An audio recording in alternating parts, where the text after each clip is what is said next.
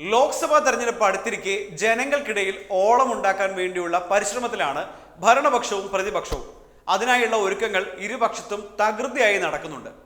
രാഹുൽ ഗാന്ധി നയിക്കുന്ന ഭാരത് ജോഡോ ന്യായ യാത്രയെല്ലാം അതിൻ്റെ ഒരു ഭാഗം മാത്രമാണ്. എന്നാൽ ദേശീയ രാഷ്ട്രീയത്തിലെ ഇപ്പോഴത്തെ സ്ഥിതി പരിശോധിച്ചാൽ BJP ഇപ്പോഴത്തെ മത്സരത്തിൽ ഒരു പടി മുന്നിലാണ് എന്നാണ് രാഷ്ട്രീയ നിരീക്ഷകരുടെ വിലയിരുത്തൽ.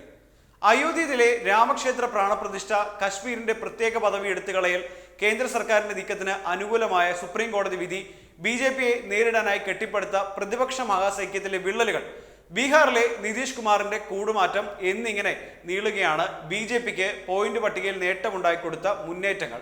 നിലവിൽ ഇതെല്ലാം നേട്ടങ്ങളായി കരുതപ്പെടുന്നുണ്ടെങ്കിലും ജനങ്ങൾക്കിടയിൽ ഇത് എന്ത് സ്വാധീനമാണ് ഉണ്ടാക്കുന്നതെന്ന് വോട്ടെണ്ണുന്ന ദിവസം വരെ കാത്തിരുന്നേ മതിയാകുള്ളൂ.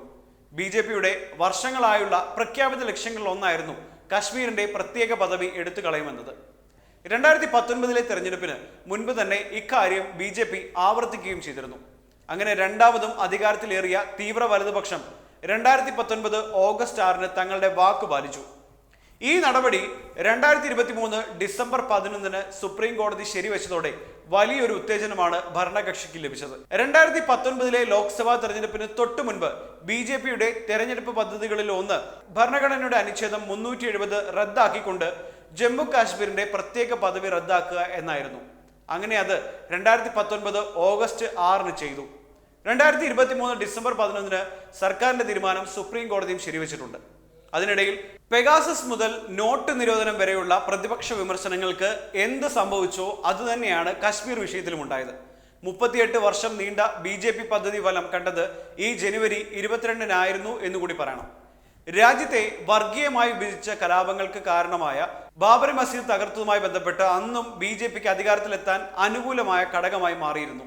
അതിന്റെ വിജയപരിസമാപ്തി എന്ന് BJP കണക്കുകൂട്ടുന്ന പ്രാണപ്രതിഷ്ഠ അമ്പലത്തിന്റെ പണി പൂർത്തിയാകും മുൻപേ നടത്തിയതും ലോക്സഭാ തെരഞ്ഞെടുപ്പ് മനസ്സിൽ കണ്ടുകൊണ്ടാണ്.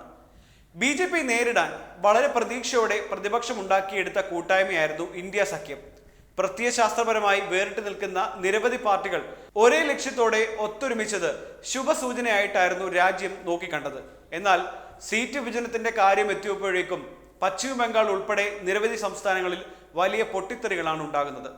സഖ്യത്തിലെ പ്രധാന കക്ഷികളായ തൃണമൂൽ കോൺഗ്രസും തമ്മിൽ ചൂടേറിയ വാഗ്വാദങ്ങളാണ് ഇപ്പോഴും നടക്കുന്നത്. എന്നാൽ ഇതിലെല്ലാം ഉപരിയായി ഇന്ത്യ മുന്നണി രൂപീകരണത്തിന് നേതൃത്വം വഹിച്ച JDU നേതാവും ബീഹാർ മുഖ്യമന്ത്രിയുമായ നിതീഷ് കുമാർ വീണ്ടും BJPക്കൊപ്പം പോയതാണ് ഏറ്റവും വലിയ തിരിച്ചടിയായി മാറിയിരിക്കുന്നത്. ഇത് ലോക്സഭാ തെരഞ്ഞെടുപ്പിൽ BJPക്ക് വീണ്ടും മേൽക്കൈ നേടിക്കൊടുക്കാൻ ഇടയുണ്ട്. നിലവിലെ സ്കോർ കാർഡിൽ BJPയുടെ നില അല്പം മുൻതൂക്കം ലഭിച്ചിട്ടുണ്ടെങ്കിലും വരും നാളുകളിൽ ഇരു മുന്നണികൾക്കും അവരവരുടെ ആവനാഴിയിലെ എന്തൊക്കെയാണ് കരുതി വെച്ചിരിക്കുന്നതെന്നും അത് ഓരോന്നായി പുറത്തിറക്കിക്കൊണ്ട് ഇത്തവണത്തെ ലോക്സഭാ തെരഞ്ഞെടുപ്പിൽ എങ്ങനെ നേട്ടമുണ്ടാക്കാൻ കഴിയും എന്നതുമായി ബന്ധപ്പെട്ട ശ്രമങ്ങളാണ് ഓരോരുത്തരും നടത്തിക്കൊണ്ടിരിക്കുന്നത്. എന്നാൽ ഈ അടികൾക്കും തിരിച്ചടിക്കും ഫൗളുകൾക്കും ഗോളുകൾക്കും എല്ലാം അവസാന വിസിൽ ജനങ്ങളുടെ കയ്യിലുള്ളതാണെന്നാണ് പ്രസക്തം. അവരുടെ വിധിയാകും വിക്ടറി ബോർഡിൽ ആരുടെ പേര് വരണമെന്ന് തീരുമാനിക്കുക.